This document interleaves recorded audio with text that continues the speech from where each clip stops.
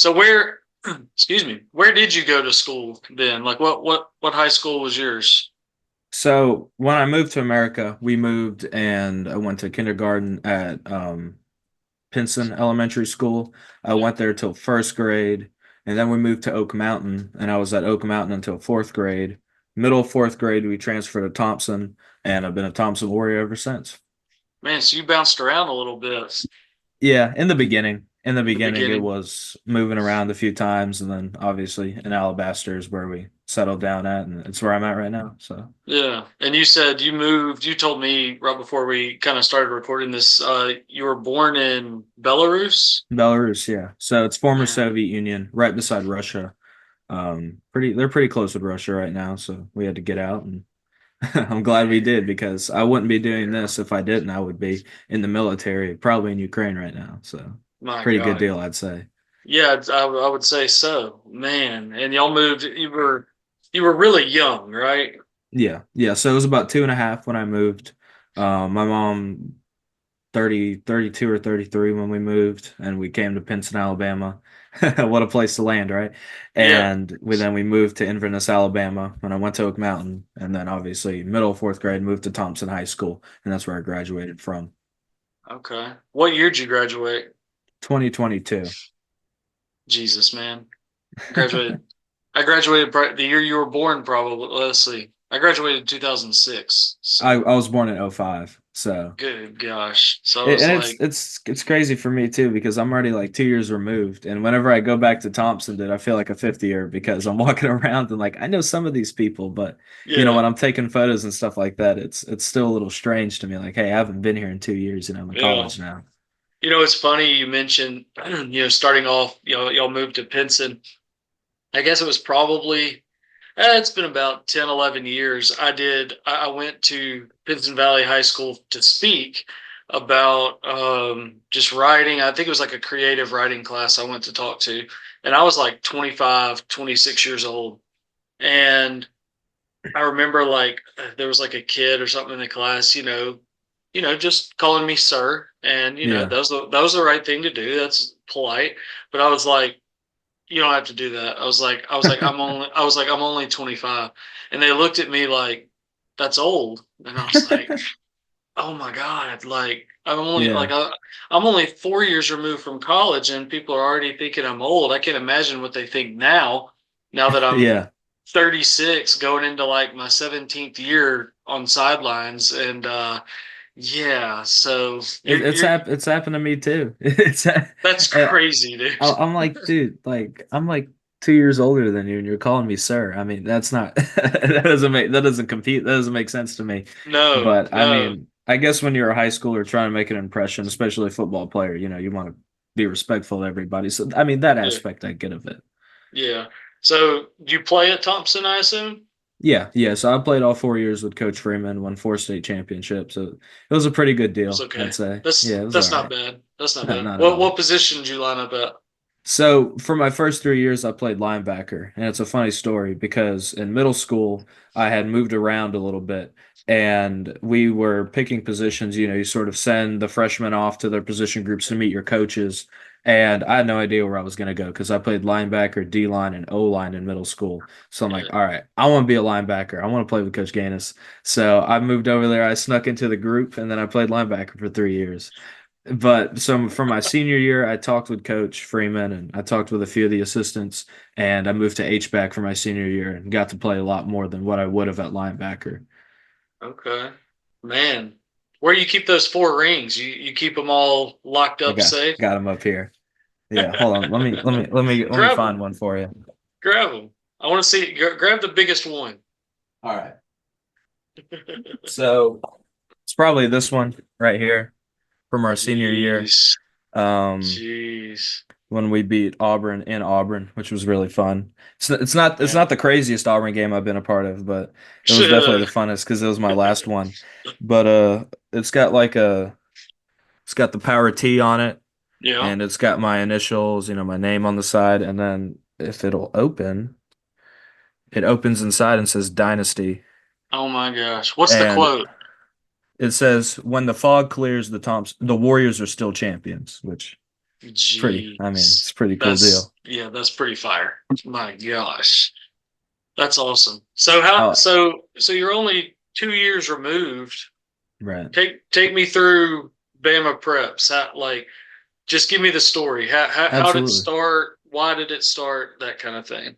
So we'll have to go back to my freshman year. So I always loved, seeing graphics on social media, seeing people post, and I'm like, hey, I can do that. Why not? So I started an account called Warrior Nation Football, which was Thompson's unofficial at the time Yeah. football page, and I was, doing these crappy little write-ups as a high school freshman would, right? Yeah. And we eventually talked with Coach Pitts and talked to Coach Freeman and said, hey, you can do this. Like, I was worried because Coach Pitts, who's our athletic director at Thompson, he wanted to talk to me, and I'm like, oh, he's gonna tell me to shut this thing down, isn't he? And he came in and he said, hey, we like what you're doing. This is good stuff that you're posting. At the time, we were starting to do more game day graphics, Yeah. posting highlights, final scores, stuff like that. And he said, hey, just you can do this for us. I'm sure he saw it as free labor or something like that. But it's like, hey, why not? I was engaged in it. And then it sort of tapered off a little bit throughout my senior year. We'd still post Sure. graphics and stuff, but I'd started Bama Preps. And the initial name was Al Preps FB. And that changed pretty quickly because to me that didn't really roll off the tongue. I thought Yeah. Bama Preps is a more concise name that you can say. So we eventually switched it.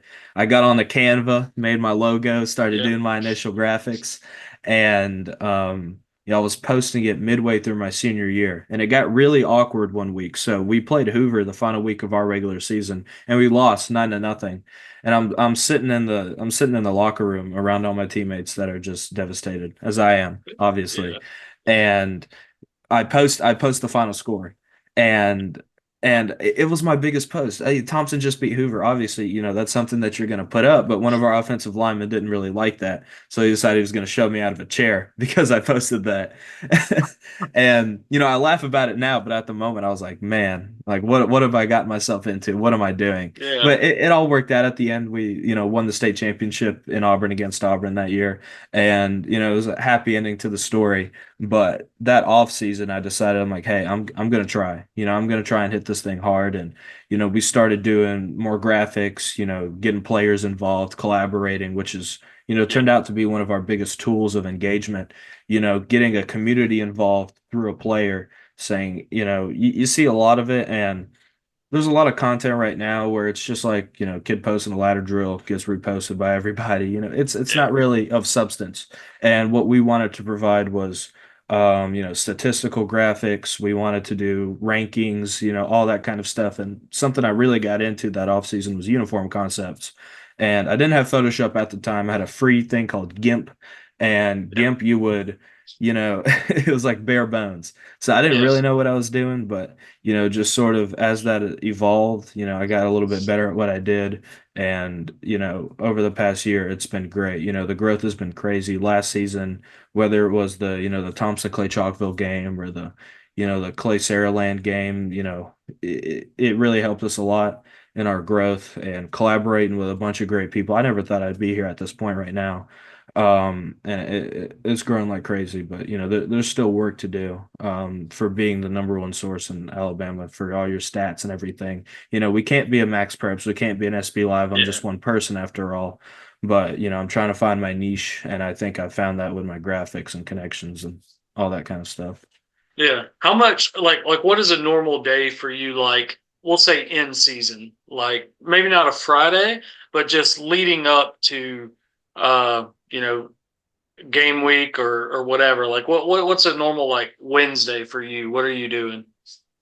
So by that time, we probably would have picked the game we're going to. It was tough for me last season because I wasn't credentialed yet by the HSAA, Yeah. so I I get had it. to go to where I know, like I had to go to Yeah. where I knew people. And if there was a game that I really wanted to get to and I didn't know anybody, I was cold emailing the athletic director and the head coach and everybody under the sun there trying to see if I could get in.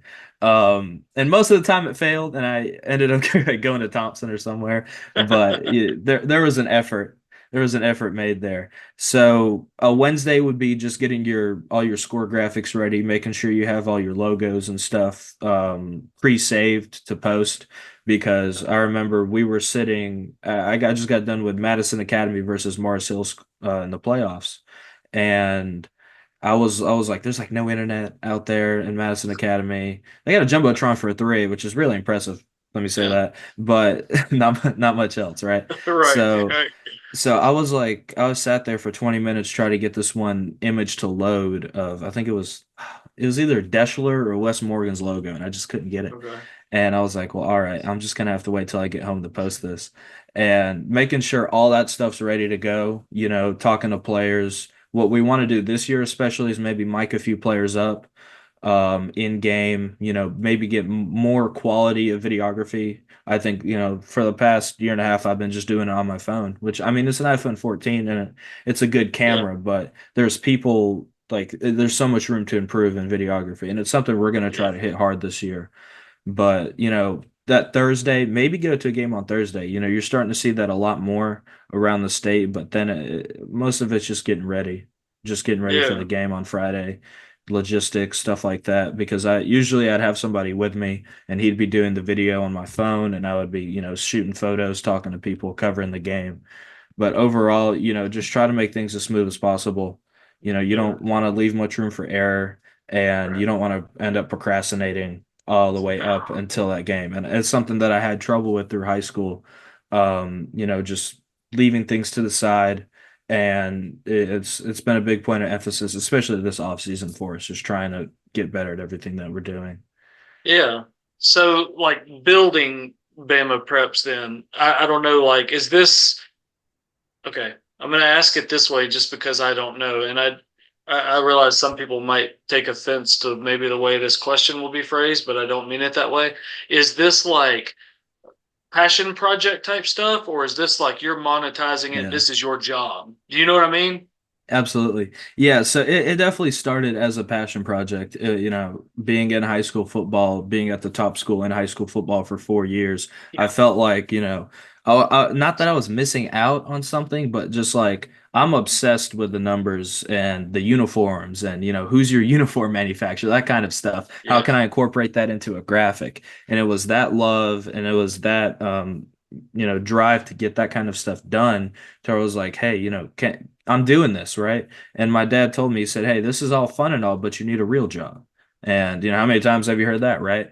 Yeah. So I was like, okay, I got to sit down and figure out a way to maybe get some sponsorship and, maybe do some stuff, like use my talent in this space towards monetizing it. And what I've decided is, I'll be enrolling at UAB next year. I'm currently at a community college.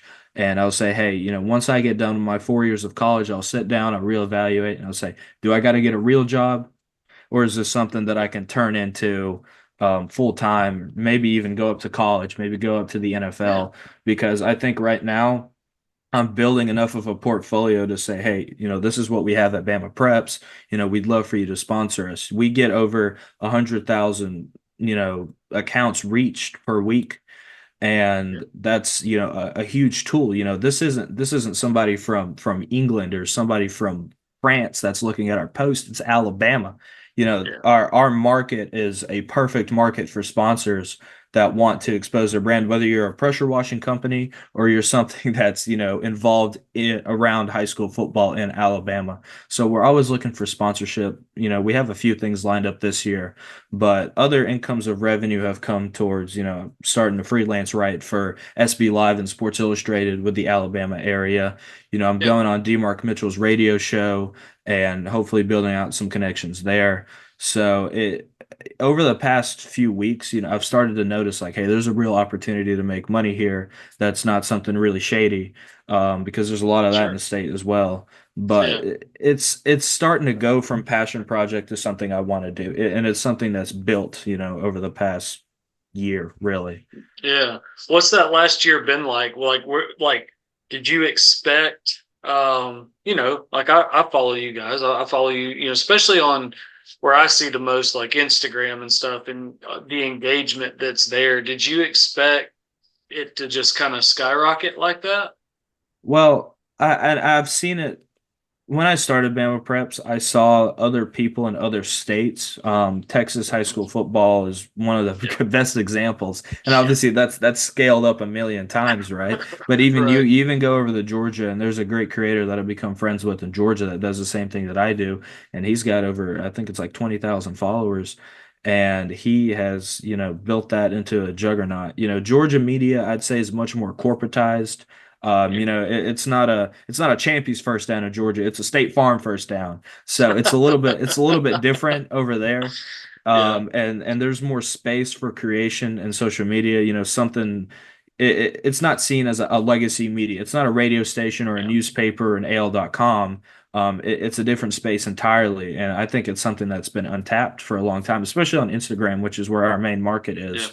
I think there's a lot more bigger accounts on Twitter, now known as X, but that's sort of been a rehash of our Instagram content that we moved over there. So, just trying to build that out. And I forgot your original question. No, no, no. That makes sense because like I mean that's part of why I've done this podcast Yeah, is, you know, I freelance with Starnes Media and have kind of freelanced with them. I mean, it's like you freelance, but I'm kind of like exclusively freelance with them, basically. right. Like I'm not an employee, but people know that I freelance with them, I guess.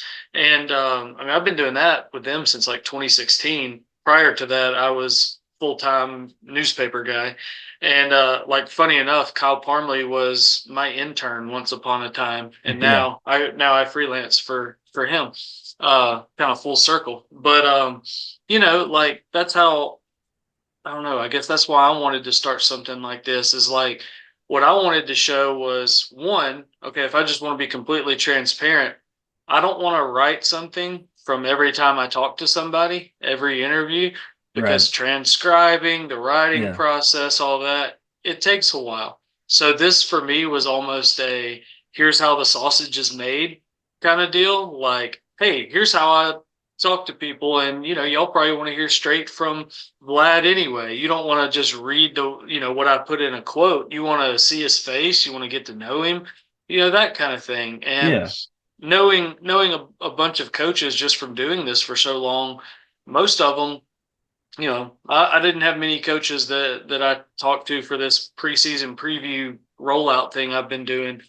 I only had one coach turn it down. right. That I was able to talk to a bunch, didn't respond, that kind of thing. That happens. They're Yeah, busy. yeah, But only one turned it down, and I think that speaks to the relationships side of things. You just build and build and build, and they trust you, and that kind of thing. And then just like you said, another avenue to reach people that isn't necessarily tapped into in a big way yet. Like me and Kyle do a podcast during the season. We do an Under the Lights podcast, and recap games, preview games, have players and coaches on, go back and forth about Alabama and Auburn, stuff, fun right. stuff like that. And it's just, it's another way, like you said, it's another way to reach people. You're starting to see it. Like Mountain Brook coach, Chris Yeager, they have their own Mountain Brook specific podcast now that he does, and he's Yeah, great for it because absolutely. I don't know if you know Coach Yeager, if you've met him yet or if you know him I've well. I've met I've met Coach Easley, who's our offensive coordinator. Yeah, He was yeah, a coach with us for a year. yeah. So I have that Mountain Brook relationship through him. But yeah, Okay. no, I know of Coach Yeager. Yeah, Coach absolutely.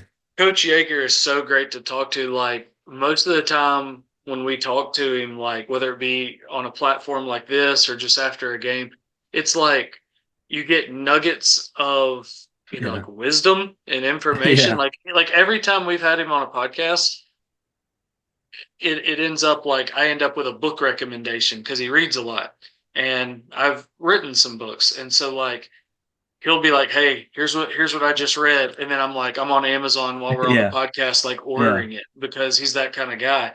Um, like you, I forgot where that question was going or where it started from, but yeah, like just untapped and trying to find ways to reach people, in these new ways. Like And I I mean, think I think Yeah, that podcasting is like you said, you don't want to, transcribe and maybe write up an article of what you've spoken on. And I get it. I'm right there with you, right?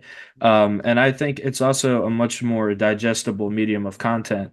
yeah, You don't have to sit down and whether it's a newspaper or an article in AL.com, you don't have to read it.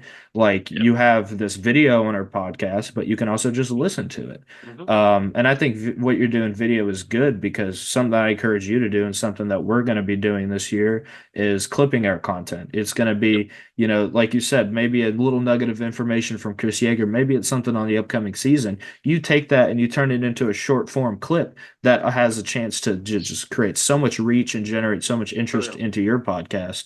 And it's something that not a lot of people have been doing. It's something I wanted to do last year, but Yeah. didn't have a chance to because we weren't doing a video podcast like we are Right. in the on the Bama Preps pod, and it's something that we're going to try to do this year. So it's much more easy to listen to something than read it. Obviously, that's why I like audiobooks.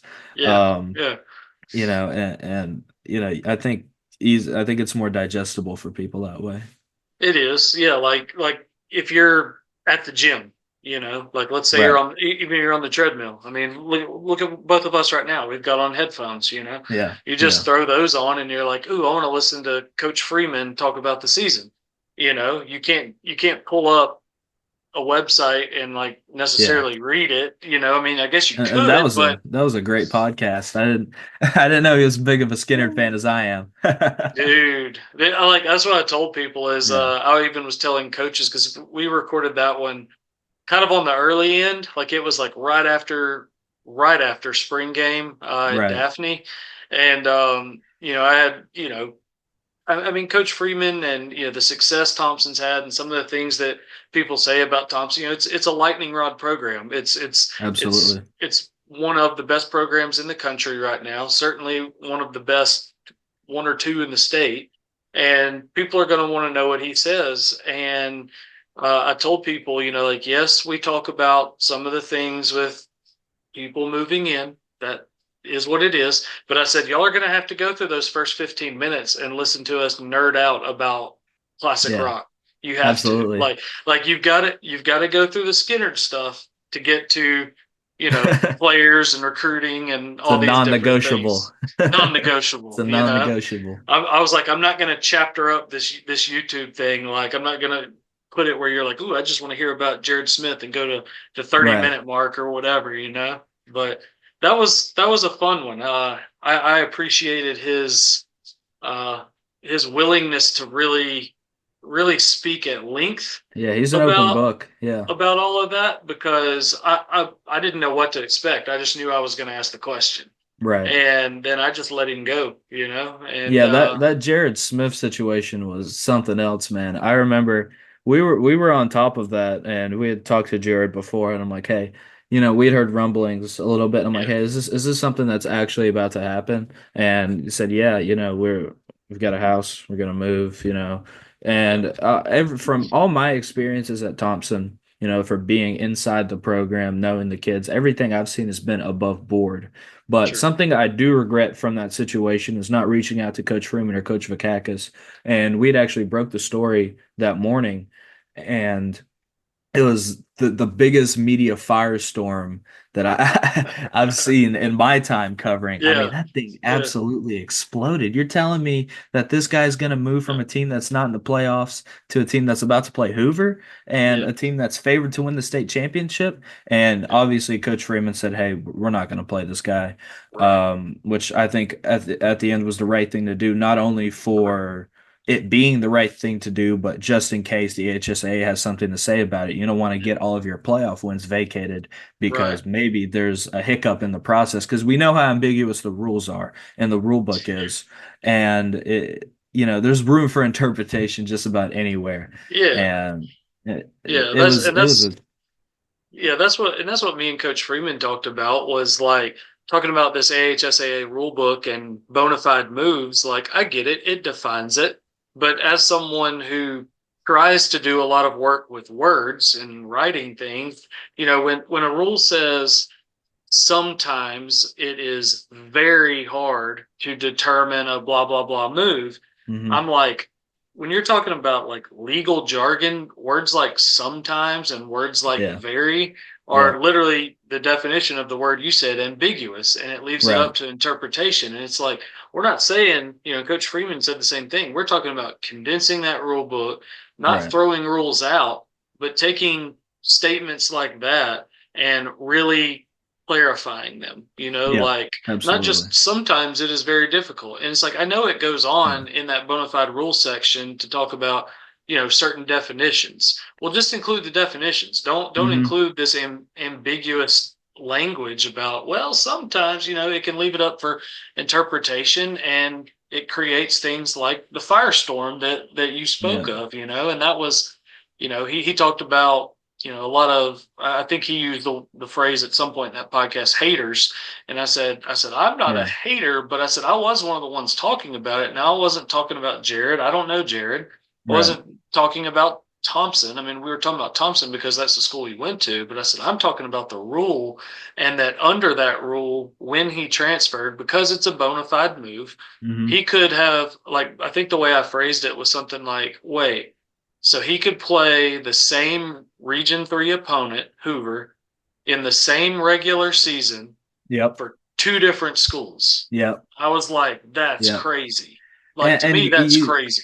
it is. But on the other side, you sort of you kind of have to have the bona fide move rule just because there's real circumstances where this kind of stuff happens to where you're a doctor in Verbena, God rest your soul, right? You're a doctor in Verbena and you get a job in Birmingham and you go from playing in Verbena to John Carroll or playing at a private school or a public school in Birmingham, and that's just a circumstance of life that's out of your control as a kid, and you should still be afforded the opportunity to play high school athletics even though maybe your parent situation or work situation is different. So you have to have it for that sake, but the ambiguity, I'll use that word again, is saying what do you mean in certain circumstances? Is that maybe you don't like a school AHSAA? Is it because you don't like one of these coaches that's doing this? Because there's a lot of schools that have taken in a lot of players Oh and yeah, nothing we has been could. said. And So we there's could we could name them. We won't, but we could name them. absolutely, and there's other schools that get one kid that's considered ineligible, and it forfeits a win and gets one of your executive board members into the playoffs. So I mean, make that make sense to me. That's what I'm talking about. Is Yeah, it a rule or isn't a rule? It needs yeah, to be clearly defined, not only for the AHSAA, but the member schools and the coaches in the state that are trying to get around this stuff.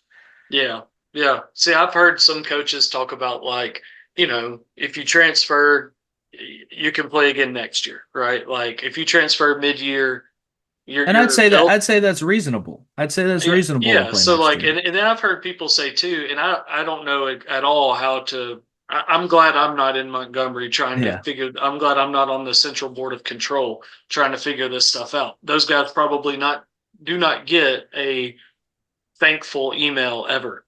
So I respect what they do. I just don't want to do it. But like, I've even heard some coaches say, like, depending on when your mid-year transfer is, you have to sit out X amount of time, whether it be you have to sit out 2 games before you can play, or you have to sit out, a percentage of the season that's left, or whatever, just something that isn't like, hey, as long as you've made a bona fide move and you show up in the Dragonfly system a week Right. later and you're eligible, we can play you, and it ends up kind of that ambiguity leads to the social media firestorm of Yep. speculation of people being like, well, Jared Smith ended up playing this game, this game, this game.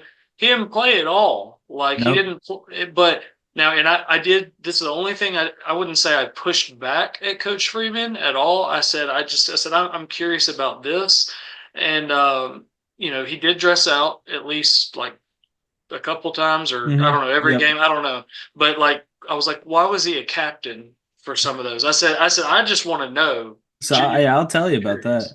Coach Freeman So talked about it, but I'd be curious to hear what you think. yeah, so for every game, he picks one of the scout team players to be a captain. I got the great honor of being a scout team captain one week. But it's Jared Smith. It's one of the best edge rushers, not only in the state but in the country. Right. Of course, he's going to tear it up on scout team, and Yeah. he did everything right. And I would hate to be an offensive lineman and go, okay, we got a couple of little freshmen or sophomores out here that we're going to just thud up on real quick and run our concepts, and then Jared Smith comes off the edge, and Boom. you're not allowed to touch the quarterback. You can't touch Trent Right. Seaborn. That was made Yeah. apparently clear to us at Thompson, and but when you it kind of instills a little fear in your heart. So I Yeah. get why they would make him a captain. Yep. I don't think it was rubbing anything in or anything like some Sure. people were saying, but you do the right things on scout teams, you're going to get rewarded, and he just happened to. Yeah. Yeah. See, and that's my thing is like like whether I agree with it or not, I like context. Right. And these days it's harder and harder to add context to things. People make up their minds immediately. They Yep. have to have that gut reaction, and it's like, hey, just digest it a little bit, Yep. hear everything, and then formulate the opinion. You don't have to shoot it off on Twitter immediately. You don't have to post in that Yep. Facebook group immediately. Like, so that's part of why I wanted to ask him, because I heard it a lot last year, and I'm no different. I see it too, and I'm like, huh, that's weird. Why Yeah. would they do that? Hmm. Like this feels like a middle finger to the rest of the state or region, Yep. but then you you Yep. you you seek that context. Why did y'all do this? Tell me the story. And you said the Yeah. exact same thing Coach Freeman did, that they've always had a scout team guy, and that's where he was. And so that's how it came about. And it's kind of, like as simple as that. Right. Right. Yeah, it's a funny story. It really is. Yeah. I think that, he's going to tear it up this year, obviously. Yeah. But I don't know if it was a matter of doing the right thing or what I've heard. But what I've heard from Coach Freeman, whenever a kid and their family come to the school, obviously you're not allowed to talk to the coaching staff. Right. But Coach Freeman always said, if somebody wants to move in here, he's going to have to earn it. And you're not going to earn it in one week.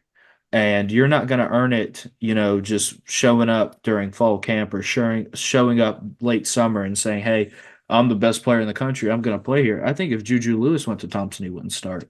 I think if Taven St. Clair, the Ohio State quarterback commit 5-star, if he came to Thompson, he wouldn't start. That's not just because of Trent Seaborn. That's because you haven't earned your keep yet. You haven't earned the ability to have that yet.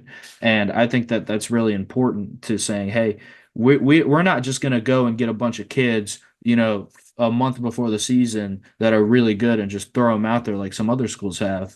You have to earn it at Thompson." Yeah. And I think that that's trickled down to the culture that Coach Freeman has built there, and it's been a great culture, as you can see, as it shows up in Yeah. the record. Yeah. So let's go back and let's nerd out a little bit on Friday nights. What are you doing at a game? You've got the camera. What kind of camera, and what are you trying to do? What's the goal from the sidelines for you? So it'll be a little bit different this year, but I'll go off last season. Last season, it was one of the main sources of income for me was in-game photography, getting Yeah. photos of these players, sharing it with the parents, keeping these moments in time for these families that they can go back on in 20 years. That was the biggest thing for me. So constantly trying to improve my photography and getting video of the games, and keeping score of really everything else that's going on around the state, because you sort of formulate your opinions throughout the games and you start talking with some of the other, media members on the sideline about, "Hey man, you see this, you see that this happened." Yeah. And that was really the fun of it for me, but I'd say photography was the main goal, making sure that, like I said, having photos of everybody, whether it's somebody who's just, you'll get a snap a photo of him in warmups, or if it's the number one player in the state, right? Right. So that was the main goal for us. I started on a Nikon D5300 with one of the crappy little kit lenses that you get when you buy the camera. So Yeah. one of my dad's family friends had a camera, and he said, "Hey, I used to use it for car photography for my business. I don't need it anymore." And that's when I was hounding my dad. I was like, "Hey, if you know somebody that has a camera, I can't afford to spend $1,000 on a camera body and not even have a lens." So I eventually found that, and it was amazing. The camera wasn't, but the opportunity was amazing. And I mean, dude, I was figuring out as I went. I was, knitting the hat while it was getting worn. That's a terrible analogy, but Makes sense though. so I was, started a little bit during spring and fall camp and then eventually in season, and I got better at it. And then eventually I upgraded my camera around the Thompson Hewitt Trustville regular season game, and I was able to save up enough money to get a Nikon D850, which shoots double the megapixels. And then I was able to get an actual telephoto lens, an actual sports photography lens, and not just the Yeah. crappy little kit lens. And the focal length is a little bit better, and There it's you go. the background blur is a little bit better. So I've upgraded in those aspects. And just recently now, I bought more of a portrait lens for senior photos and that kind of Oh, stuff. cool. So jack of all trades, master of none would probably be the way to describe me last year. I And now understand. we're trying to hone in on some of those details because you can be a master at one thing, but you can also be really good at another thing. And I think that's what we're trying to do. We're trying to be really good overall. And I also can't thank enough, the people that have helped me with video and especially this year, what we're trying to do with miking up players and stuff like that. So, during a game, it's photography, it's video from my camera hand, which is usually my buddy I knew from high school on his iPhone. And we're trying to improve that a little bit this year. But Yeah. overall, just trying to find improvement in everything that we can do, whether it's through my camera and after the fact now. So now I'll go onto Lightroom and it's just not a raw photo that I used to upload. And we're putting filters on it, and now we're changing around contrast and all that fun stuff. And Yeah. learning that's been a bit of a challenge, Yeah. but It's like the it's tough. And just finding something that looks good, because what looks good always changes. What looked good a month ago, even a year ago, is not what the new rage is, in photography. And I'm not even going to try to keep up with that. I'm going to put out what I think looks good, which is good enough same. for me. And overall, that whole process has also been really fun trying to build that Yeah. out. Have you gotten any schools or players that have agreed to the miking up yet? That's a tough ask. That's a tough ask I because, wondered. I've never thought about the end game, so I wondered if anybody's yeah. been like you don't have to name names or schools or anything, but Well, like has any? I'll do one. I'll Okay. name one. So last season, I was admittedly not knowing, excuse my French, what the hell I was doing, and no idea. I didn't know what I was doing. So I was like, all right, we're gonna go mic up Ryan Williams at Saraland week 1. Why not? It was their big ESPN game against Lipscomb. Ryan Yeah. said it was cool. All of his friends wanted to do it, and then and then I asked old Jeff Kelly, and all he said, no, sir, No. not happening. No, man, I was about to book the hotel. I was about to get down there, and it just didn't happen. So this year, I don't know if Coach Freeman and the athletic staff there will go for it, but we'd love to mic up an Anquan Fagans, a Jared Smith, a Trent Seaborn, stuff like that, Yeah. and just finding new ways to put out that content. But I suspect there's a couple of people in the state that probably want to go for it. Um, you know, talk to Coach Gaines about it, maybe at Moody, and with how open he is and what Jordy does on his social media staff. Yeah. And I think that would be a really cool opportunity for Charlie or for Barack or one of their top players Yeah. to sort of build that's not only that's not just mic'd up for the sake of being mic'd up. That's just not YouTube content for me. That's building a national profile that you can go back on when you're in the NFL and you say, hey, what was this guy doing in high school? Oh, he's mic'd up. Like, what was he saying? How has he changed? So that Yeah. aspect of it is really cool to me. And that's something that we're going to try to hone in on. And I suspect there's a few schools that would, be down to do that. That's cool. You mentioned Moody. I just, as of us recording this, I just recorded my second podcast with Jake at Moody, That was your and first one, wasn't it, as well? yeah, I'm trying to remember. Yeah, I For the think the previews, at first. least. Well, the first I recorded one with him back in the spring, just like as a kind of a shorter like. They have a thing called 411 Day in Yeah. Moody, and it's Yep. football community kind of thing. So it was very much specifically to that. And then we recorded another one last week to just talk about the season, kind of like all these others that I've been rolling out. Just talk about your guys, building the program, cool stories from being a coach, all that kind of stuff. So we have a second one out now, and we were talking about that Thursday night game to open the season against Gainesville, Georgia. That might Yeah. be Yeah. that. I'm Yeah, gonna try. I'll be at that one. I'll be at that one. I'm gonna try to go if I don't have a game over the mountain to cover that Thursday because I still don't have my master schedule in front of me. Hold on, I know. wait. Tell me, what does over the mountain mean? I hear it everywhere. So Is like that I'm like in. outside of Birmingham? Or is it So like it's schools like Hoover, Homewood, Mountain Brook, okay, all right. Spain Park, like Red Mountain, kind of like over the mountain, and Yeah, then like because okay, that makes sense. I'm over in Trustful, and so like most of our school, Briarwood, over all that way, the 280 and Hoover, Vestavia side of things, and so I'm like if I don't have a game that Thursday night, and I don't suspect I will. I'm Right. going to try to go to that because I mean that's just an incredible Alabama team versus Georgia team game, and it's Absolutely. 15 minutes from my house. And Coach Niblett coming back, to Yep. play a game in Alabama. It's a not a standalone, but it might as well be a standalone game. Right. I'm going to try to go to that one. That would be really cool if you could That's get some gonna be guys that. mic'd up. That's going to be a tough one for Moody, especially with how Georgia operates and how Alabama operates. There's a lot of Yeah. differences with OTAs and when you start. Mhm. Funny story, my senior year, we opened the season against Buford in Milton, Georgia. Yeah. Oh, okay. Don't even. We sat down to watch film on Buford around the middle of spring, near the end of spring, before game week. And we were like, all right, we're gonna go see what they did in the state title last year, how they looked, who are the new players.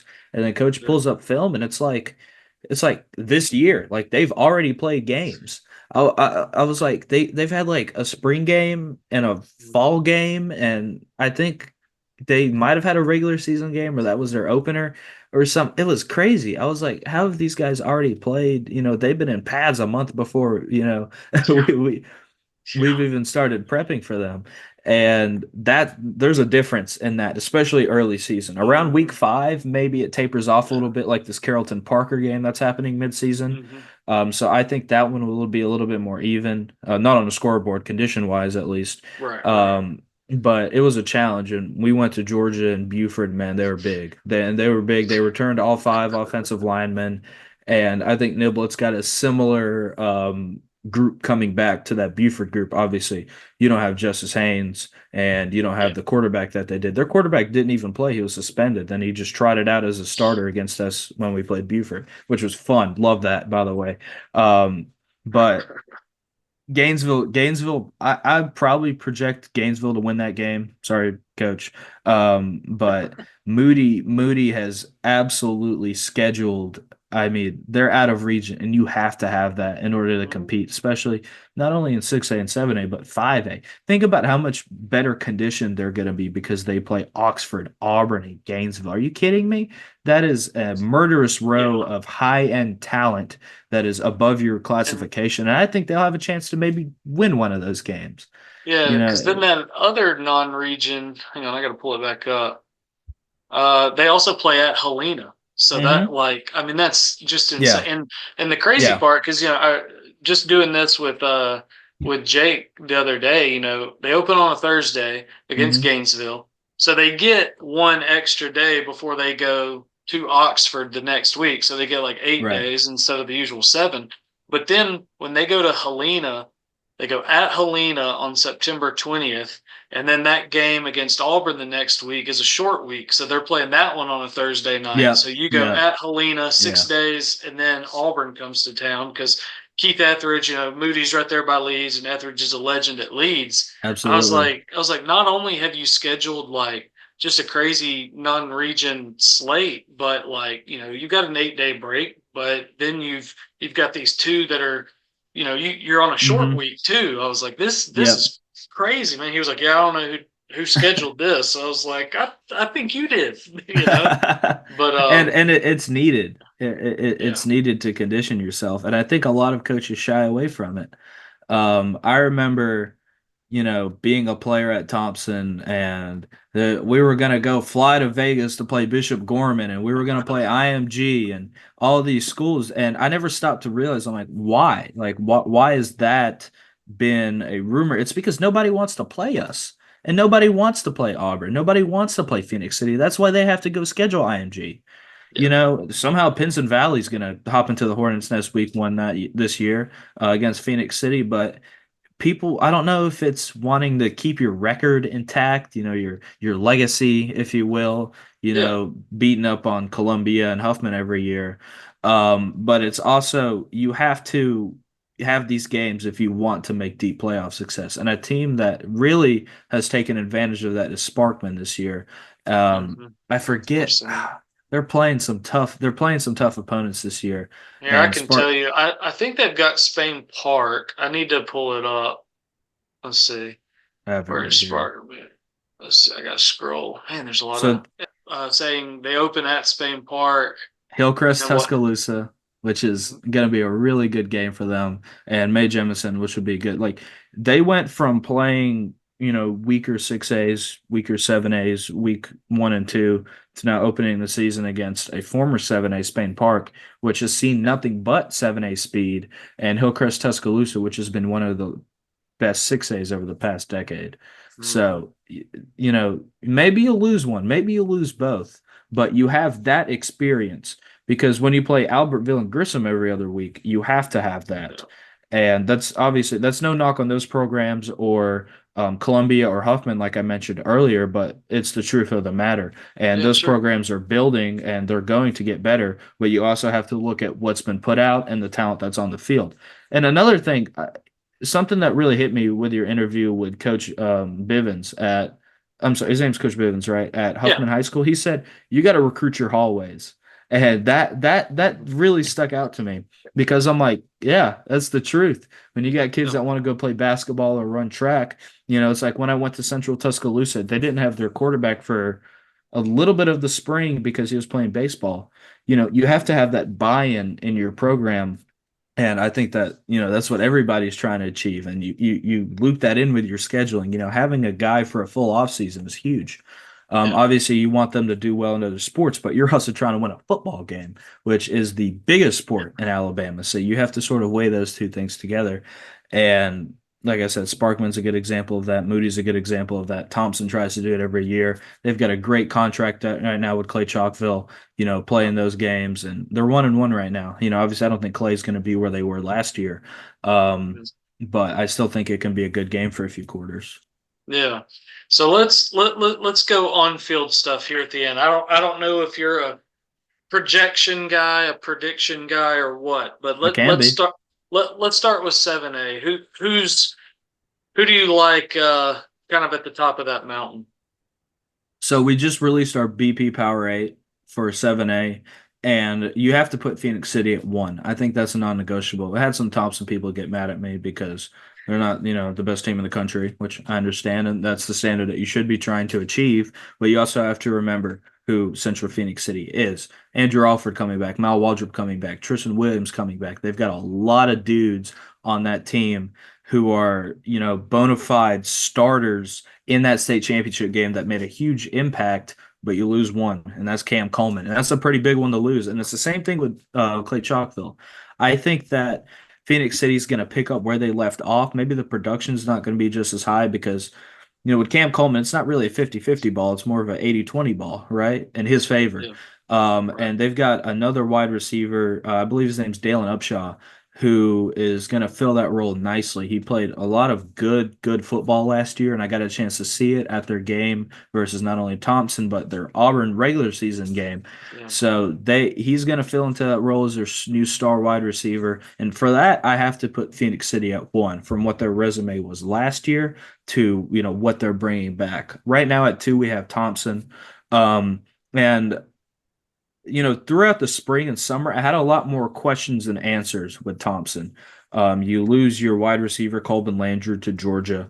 to go play basketball, and that's a huge loss. He was the only reason they were in that game against Phoenix City last year Mhm. with those jump ball touchdowns. So I think that losing him is big, and you have to find a new wide receiver one. And I think they have a few guys that can do that. You lose Colby Hearn and Deuce Oliver, who were big pieces in the state title runs not only last year but the year before, who were Colby Hearn caught a touchdown against Auburn in 2022. You also lose AJ Green, Great. apologies, Yeah. who is your running back. He was the bell cow last season for them, and Mikey Dujon should fill into that role nicely. But here's my thing with Thompson. I think that this defense can be better than anyone Coach Freeman's ever had. And that's what Peter Woods, that's what Jeremiah Alexander, that's what Traquan Fagans. That 2021 defense that they had was insane. And sitting on the sideline watching it every week was pretty sweet, right? So I think that this one can be better though. You have to go find out who your other corner is going to be because I think they'll want to play Anquan Fagans at safety this year. Peyton Lewis, who's going to be your other safety, is a Okay. really good underrated player. Similar to Caleb Harris last year, who eventually went to Auburn. Um, and I think if you ask a few of those coaches, they'll say Caleb Harris was the best player on that defense last year, Yeah. just because of his instinct and the way he was able to tackle. I Mhm. don't think Peyton Lewis will be all of that, but he doesn't have to be because of the other players that you have around him. This Thompson defensive front, I think, is probably the most loaded defensive front I've ever seen in high school football outside of like maybe a Miami Central or an IMG Academy. So in the state of Alabama, especially, about Jared Smith, Cam Pritchett, who's one of the young Yeah. guys who's been an elite edge rusher for them, Mhm. and he should be ready for the season. I believe he broke his wrist or something a little while ago, but he should be back. Peter Ramil, a player that nobody is talking about, went upstate New York last year. He was at Thompson, went to New York, sacked the crap out of the quarterback up there. And now he's like, dude, this guy is huge, man. This guy's like 6'3", 6'4", really big Mhm. guy. Nick Alston, your transfer. Hayden, I forget his last name, but his first name is Hayden. He was number 5 for them last year, a defensive lineman. The Okay. the the depth on this Thompson team is, especially on the defensive side, is something that I haven't seen in a very long Wow. time. Offensively, I think that their offensive line will be much improved. You return a lot of the starters that you had last year.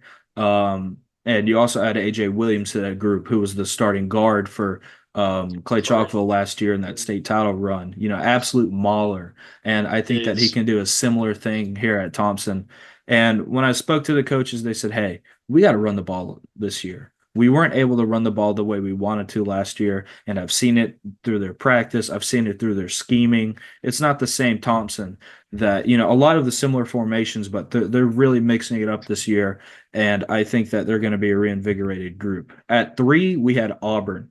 Obviously, Omar Mabson. The quarterback's coming back. A lot of the key yeah. defensive pieces are coming back. I think this is an Auburn team that can really, really challenge the likes of a Phoenix City or even an Enterprise who we have sitting at 4 right now. The addition that Enterprise made with Zion Grady is going to be huge for their defense because you have to have somebody that can get to Andrew Alford. You have to have somebody that can get to That's right. Seaborn. And I think they have that. You also have Eric Winters back there. You have the DB who's coming back, whose name eludes me. Um, the biggest thing with Enterprise is going to be their offense this year. I think that they're going to have to be able to put up points, and through the scheme that they have right now, I don't know if they're going to be able to do that.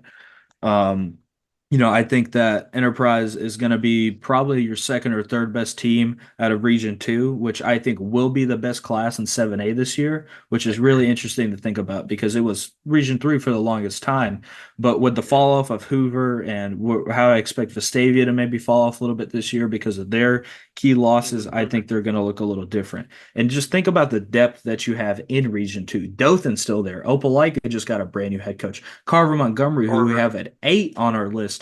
I think Carver Montgomery can be a playoff team this year. Everybody thought I was Yeah. crazy. You know, Car and Carver's interesting too because now they have a coach that can do it. Yeah. And you saw the same thing with Freeman when he went from AISA ball up to Mhm. AHSA ball. Like it can be done. And I think that Right. Bobby does it as well as anybody. And with the talent that they have with Terrell at quarterback, with Anthony Rogers at running back, and their all-world receiver that's committed to A&M. I think that this Carver team has a chance to give a lot of people a run for their money. And with this new Yeah. updated playoff format, how is this going to shake out? Yeah. Because you're not playing a Mobile school anymore. There's a chance you go up north. There's a chance you face a Region 3, which is Yeah. really, really interesting. So that's the way 7A sort of played out for me. I have Hillcrest Tuscaloosa down at number 6 right now. This is very much a prove it thing for me. Yeah. Um, yes, they've competed with Pike Road and Saraland that one year. Mhm. But you look at what their region schedule was, that Uh-huh. Tuscaloosa 6A is not it's not the SEC, right? No. And they are going to be thrown into the hornet's nest with Thompson, Hoover, Hewitt, Trussville, Vestavia, these really, really good Right. Region 3 teams. And I have to see how they perform. At 5, I have Hewitt, Trussville. And I think for Hewitt this year, there was a lot of worry of fall off, especially at the quarterback position. Obviously, losing Peyton Floyd, knew the offense better than anybody, maybe Yeah. even better than Coach Floyd, right? Yeah. So I think that Hewitt's going to be right back to where they were. They've got great Yeah. youth on defense. They've got some veteran leadership. Um, Noah Igbo, I'm not going to even try to say the last name, but Igbenogany. Igbenogany. There you go. I figured you'd know it. I covered And his brother that's in the yeah, NFL. I Yeah. figured.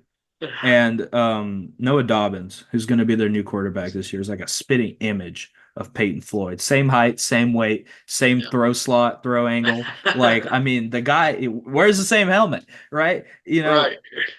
You could put Peyton Floyd in number 3 and toss him out there, and I think it's Noah Dobbins. And you got to talk about C.J. Davis, Chris Davis Jr.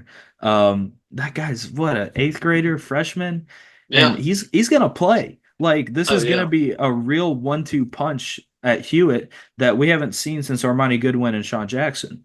So I'm very Mhm. excited for Hewitt this year. It's a lot of cautious optimism for me. And then sitting at number 7, we have MGM, who, you know, Yeah. critically overachieved last year, but for good Mhm. reason with what the quarterback play that they had and the defense. I think one of the most underrated units in the state is Mary G. Montgomery's defense last year. And, they're returning a lot of those guys on defense, but you got to find a quarterback. What Jared Hollins did last year was very impressive, and you have to have quarterback play to even have a sliver of competition in 7A. And, I believe they moved one of their safeties to quarterback, so maybe kind of like what Hmm. Clay did with Mbakwe last year. I forget his name, but I still think that MGM will run Region 1 this year. Um, Maybe not from the offensive production, but just from the quality defense that they're going to be returning this year. Yeah. So give me a let's see, let me back out of here and go here. Give me a give me your top 3 in 6A. We'll Mm, end on that. yeah, absolutely. So we have our BP Power 8 coming out in 6A, and I'll give you that. So right now, number 1, we still have Sarah Land. Um, I think, with all the additions that Parker's made, who's our number 2 right now, you have to still put Sarah Land there because of KJ Lacey. Um, Quarterback play is crucial in these higher classifications. It's not like it's a luxury to have a good quarterback in 3A, like with KJ Jackson and St. James last year. Mhm. You have to have it to compete in these higher classifications, and they've got the best one, in my opinion. I think that KJ Lacey can find these guys, and Dylan Alfred, who went a little bit under the radar last year, a transfer from Mississippi, is a 4-star recruit committed to Ole Miss that is a damn good football player. You still have CD Gill there. Sante McWilliams is still there. Some more questions on defense now, especially after some stuff and some moving out. And, I think that Saraland's going to have to find their footing on defense a little better than they were last year. You lose, I think, your entire defensive line, and you lose your chess piece in the middle, Jamison Curtis, who is a damn good linebacker. But if you can replace those guys, they'll have a really good chance to make it too protective this year. At number 2, we've got Parker. And obviously, it's been the most polarizing team of the offseason on social media. I think everybody's got an opinion on Parker, whether it's through moving or whether it's through coach hires or just what the heck they're going to do this year. They're keeping that defense around. Like, you lose Jeremiah Beeman, Jordan Crawford's still there. Naeem Offord's still there. Timothy Merritt Yeah. is still there, who's another really underrated corner for them. Yeah. But it's their Achilles heel was their entire offense. It looked like they were running a trick play every other play. Yeah. Um, a million different formations, run schemes that didn't work. And this year they hire Connor McGavin, who was the running back coach, to be their offensive coordinator. He was the running Right. back coach at Thompson for the past previous years. And I went and I looked at one of their practices and I said, "Hey, this is like what Thompson did." And with the players that they have now, running back transfer, I believe his name is TJ Gaines from Mortimer Jordan. Could be wrong on that Okay. name, but he was an over Terrence. I forget it. Is it Terrence TJ or does he go by Terrence. TJ? Yeah, I think it's Terrence Gaines, if I'm Yeah. not mistaken.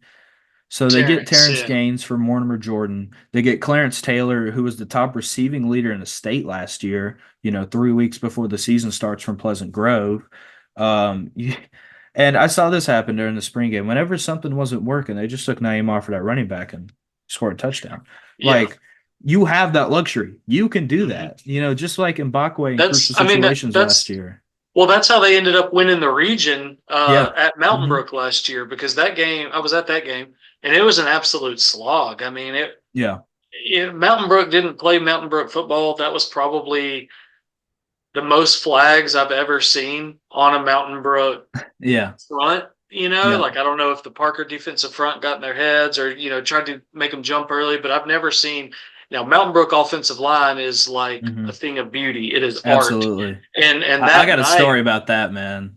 that Oh my night they God. struggled, and I think the final was maybe like a 13-10. It Yeah. was an ugly game, That sounds right. and Alford was the guy. Just hey, if all else fails, we're just going to stick him back there and let him run it. I mean, Yep. I think Malik Muhammad was playing that game. I can't remember if he had But gotten they hurt had him yet. at receiver So at yeah, that point. Yeah, with yeah, Sam and they moved Jennings. Jennings, and I Hmm. remember that game, the semis at Clay Chalkville, that was Yeah. awful. Yeah. But yeah, now they've got the kid. What's his name? Dylan Reese. Reese. Yeah. Dylan Reese from Pinson Valley. It's a funny Yeah, story because he started at Thompson. yeah, And he was either a freshman or an eighth grader at Thompson. Then he went to Ramsey, Pinson Valley, now finds himself at Parker as a starting quarterback. He's got a chance to prove himself. I think that he's, still a little raw at quarterback, but I think yeah, he's somebody that is going to benefit from the absolute gobs of talent that's yeah. around him. And, like you take any other player in the state and you put them at Parker, they're probably not going to start. Right. But the one position I'll say where that changes is quarterback, and that's where Dylan Reese is going to have to prove that to me. He's got a chance to go 15-0 and win the state championship, 14-1 with Carrollton, obviously. Um, but is it, Parker this year has a chance to be one Oh of the yeah, best teams. And it's yeah, funny you mentioned Mountain Brook because I don't know what is going on in that meeting room. They're like going tackle over, H back at guard, pin and pull, quarterback throwback. Man, and they have to do it to compete. And they're one of the more well coached teams that I've seen sure, in the state. And Coach Easley's going to have a tough task this year. And that's the reason they're not going to be on our power rate this year, especially to yeah, start. You lose Cole Gamble, who is mhm, your program basically for the past 2 years. yeah. And how do you replace that? I believe Clark Sanderson also has left the program, I think so. the wide receiver. I think I want to say he went to Sanford. I might be wrong on that, but you have Maybe. to replace your top producer at quarterback. You have to replace your top producer at running back. You have to replace your top producer at wide receiver. So Mountain Brook's got an uphill climb this Yeah. year. We'll say Who that much. who is that number three team for you in 6A after So Parker? it was interesting, and I believe there's sort of three grouped up right here, and that's Yeah. Oxford, who we have at three, Spain Okay. Park, and Pike Road. I think that Pike Road will be a good team that has a chance to get there, and they saw that last year with just how well their youth did. I think overachieved a little bit Yeah. last year. Spain Park, a little bit of an unknown entity. You have some move outs, you have some move ins, but the core stays the same, and that's Brock Bradley, starting quarterback. That's CJ Cowley and Dakari Yeah. Shanks, who's going to be a two-headed monster at running back this year. Yeah. And Eventually, number three, we sat on Oxford. Mason Mims, who I think is a top five quarterback in the state right now, has a chance to sling the ball around. They've got a ton of playmakers on both sides of the ball. And I really got to see it come to fruition in the Black Creek 7-on-7 in Gadsden City. Say what you want about 7-on-7, is a great display of passing for what it's Yeah.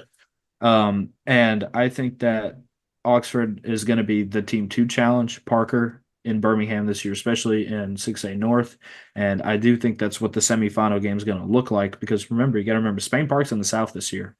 I don't know how that happened, but they're in the South this year.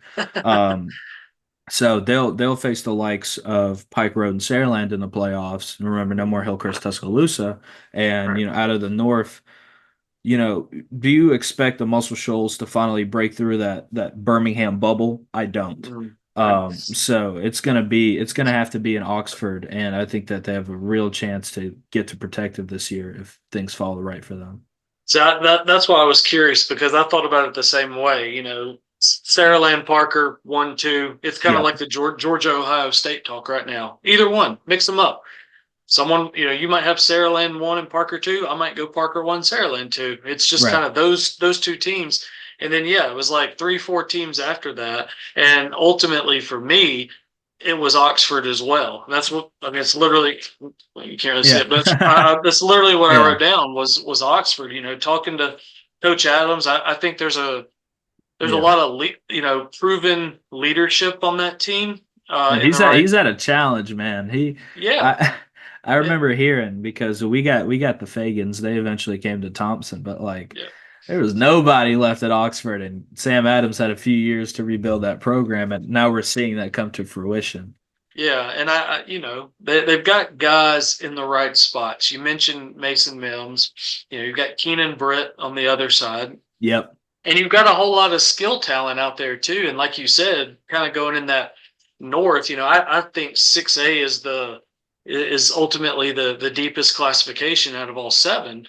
Right. But I think that's a pretty good draw. You do what you need to do, and I think you've got a clearer road than others. And I think they've just got a ton of experience in the right spots and guys that are ready to really make that jump. So I think they're going to be a team that's probably top five all year with a chance to be practicing on Thanksgiving, certainly. Yeah, absolutely. Yeah, and it's very much wait and see for Parker, but not as much for Oxford, if that makes sense, Yeah. because there's more of a floor, I'd say, with Oxford right now. With let me put it this way: Parker has a new quarterback, a new running back, two new receivers, a new offensive lineman, a new defensive lineman, new linebacker, a new corner, maybe a new kicker. Maybe they got a new kicker. I don't know. We'll see. Those guys aren't eating ice cream at each other every day. Right. These are new faces. Maybe they've trained together a few times, and maybe that's the reason they're there. But they haven't played as a football team together. You can't say that for Oxford. These are Right. guys that have been in Oxford. Keenan Britt, you know the story with him and his brother, and Mason Mims, who's been an Oxford product through and through. Yeah. They That's going to show up, and I don't know how it's going to show up, but I know that it will. That team chemistry that you have with each other, knowing where the route's going to be, knowing where the ball has to be, knowing your adjustments and all that sort of stuff. You don't have that problem at Oxford. Same thing, you don't have that problem in Saraland, especially with KJ Yeah. Lacey, who's been there now for a few years, coming from Daphne earlier in his high school career. Um, that's why I have Oxford at 3 right now. And, Yeah. that's going to be interesting to see because they're going to play Moody. And I think that's going to be a really fun game. Oh One yeah. that I might try to get out to. I don't know what week that's going to be, but that's definitely one that I think we have to check out. Is that? I think that's August 30th, maybe. I think Moody goes to Oxford week 2. I'd have to check that. I'd have to check back, but yeah, that's really why I like Oxford. And then they brought in Shay Monroe now to be the offensive coordinator, and Yep, he has a lot of experience as a play caller and doing absolutely. some innovative things. Very well respected coach. So I know Coach Adams was thrilled to get him. So I'm really interested to see what he can do with that offense, having the guys that he's got there and having a quarterback that you can just kind of trust with Yeah. anything you want to run. So I think there's a lot to look forward to for Oxford this year in particular. Yeah, speaking of coaching staffs, have you seen Gulf Shores' coaching staff? I think they've got like three or four Power Five college football head coaches on their staff. Like that's Yeah, crazy. Like yeah. Well, this isn't Bayside Academy where you can pay a guy a lot of money. Like this is Gulf Shores. didn't I they mean, like didn't they like over the summer, or maybe it was back in the spring? I don't know when it was, but didn't they advertise for like a GA position or something like that?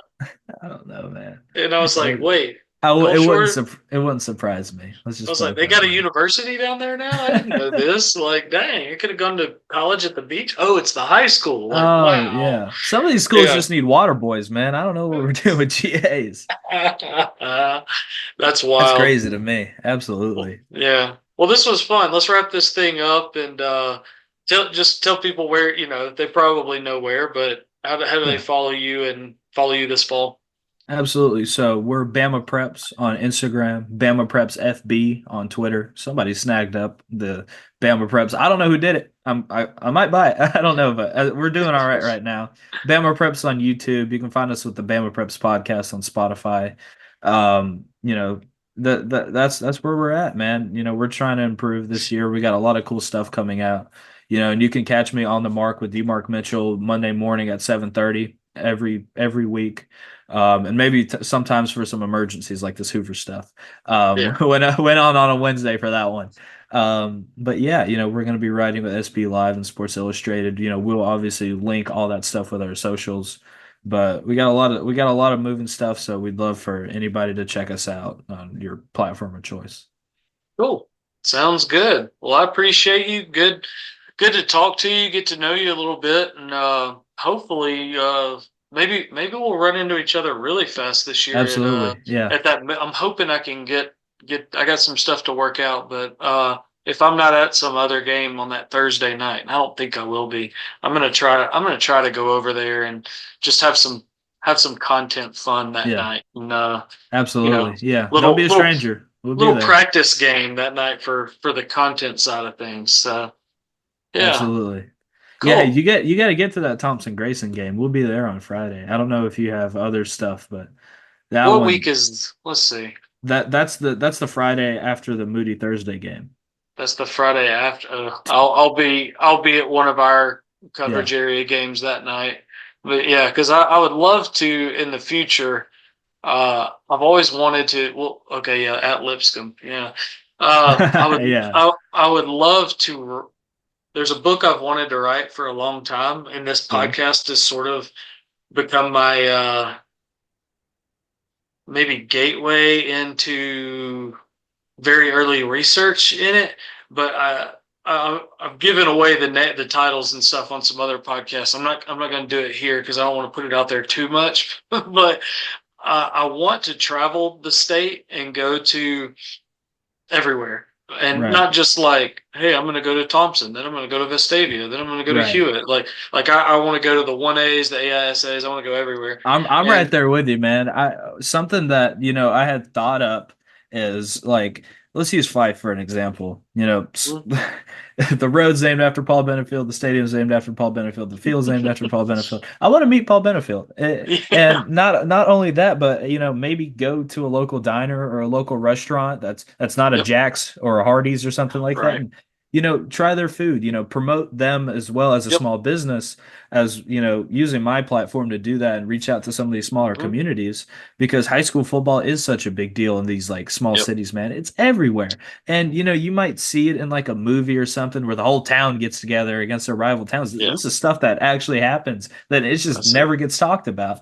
You know, just Yep, some of these, you know, low-key rivalries. You know, I've wanted to go up to Locust Fork for a little while. Just some of the stuff maybe in the Wiregrass, but also in the Tennessee mhm, Valley area right, has really intrigued me, you know, like a yeah, Brindley Mountain or something, man. Just getting out there yeah, and just seeing yeah. what's going on. I mean, that's the book that I want to do. Like I want it to be where like I go to these communities because I've gotten where I really like travel writing and kind of community culture and stuff like that, but obviously high school sports as well. Right. And I would want it to be like, say, I'm just going to pull a team. I'm going to say Ardmore. Okay. Yeah. They're like up in there. I mean, it's cool because their town is Ardmore and it basically touches Tennessee. And like right on Yeah. the other side of the Tennessee line is Ardmore, Tennessee. It's like the same city, but two They should play cities each other every year. that would be, they should. That'd be awesome. And I want to go to those communities and like, spend a day, in the community talking with different people who live there, community leaders, Right. historian types, all that kind of thing, and then also do some stuff with the football program Yeah. and tell some stories there and compile all these things into a book that ends up kind of like a travel book from one end of the state to the other, like Muscle Shoals to Mobile, like Right. the Yeah. whole state, Absolutely. and kind of write it in a way that's like as if I traveled it, you know what I mean? Right. And That I've wanted to that's do that for a while. Yeah, and I think I've been thinking sort of the similar thing on the video side of just like making a YouTube video about it Oh yeah, and getting to meet the characters of these small towns and everything and talking with the football coaches and yep, because there's a lot of coaches that have been in it for a long time and they're just stories go untold, maybe in the local newspaper, something like yeah, that, but as much as we have to cover the 6As and the 7As and the Moody's and stuff, that's what drives at the end of the day, that's where the most people are. That's where the most users are going to be. So sure, that has to be your focus. But I also think there's a human element. And so, someone from Birmingham maybe wants to learn about Ardmore and their football team. And, yeah, if they've ever played Ardmore, Tennessee, if they even have a football team up there, right, stuff like that. And I think you have to sort of tap into a different human interest. It's not hmm, just, hey, how's Thompson looking this year because I live in Alabaster. It's, oh my God, Fife's done what? And, you know, what's this sandwich? What do they call it? It's Paul Benefield sandwich. I didn't know he ate in the spot in the diner. It's it's yeah, stuff like that invokes another reaction in somebody. There's more to content making than just posting a graphic. that's You it. also get a chance to tell a story, and obviously you do that through your books. I didn't know that you wrote books. I do now. Yeah, Um, but that I think that it's really interesting. It's something that could yeah. definitely happen. Yeah, like I had actually this podcast. I had two podcasts come out today. I just kind of doubled up, but had the one with Jake at Moody came out, and then a guy that I didn't know but reached out to me when I started kind of posting about, hey, I'm going to do this. It was Oakman, and they're in There you go. Walker Yeah. County, Class 3A Oakman, and their coach reached out and was like, hey, I'd love to do this, and well, I'd love to do it too. Let's talk Oakman. And I'm sure this isn't the most unique thing in the world. Right. I'm sure this happens at multiple places, but I found it cool, because we look at, like you said, like a 6A, 7A, where there's different types of seats in the stands. If you're at a Yeah. if you're at an Yeah. Astavia or you're at an Oxford, like, ooh, I'm a gold seat member or whatever, and There so you your go. seat Yeah. is paid for, and you're by God that seat.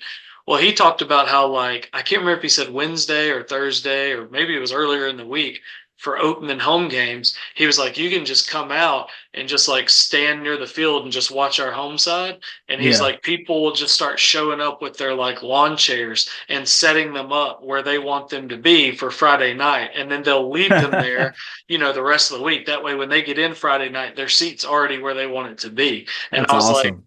I'm sure that happens at other, especially small schools, but that was the first time I had heard a story, that story, and was like, I would love to see that, and then sit up There's there so with much the, more of that. There's yeah, so much and more of that in the state. Yeah. I love uncovering that kind of stuff, whether it be high school football or something else. Just kind of the character behind a place. Like stuff that people don't necessarily know, and then you're the one kind of telling that story. So that's kind of what I want to do with potentially a book like that, and maybe along the way, obviously, do you know that's something I would have to write. So, hey, content, might as well record it as a podcast with, Right. this person, that person, and then use that interview for the book too, and, kill two birds with one stone.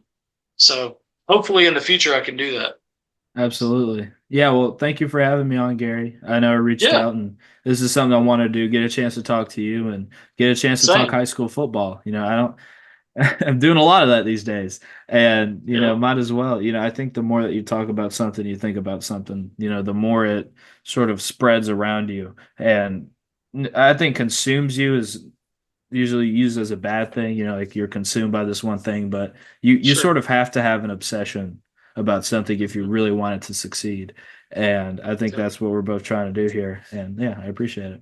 Yeah, no, that's very well said. It was good to talk to you, and I will definitely be keeping up with you this fall and probably see you at some point. Yeah, yeah, absolutely. All right. Thank you, Gary. Appreciate you.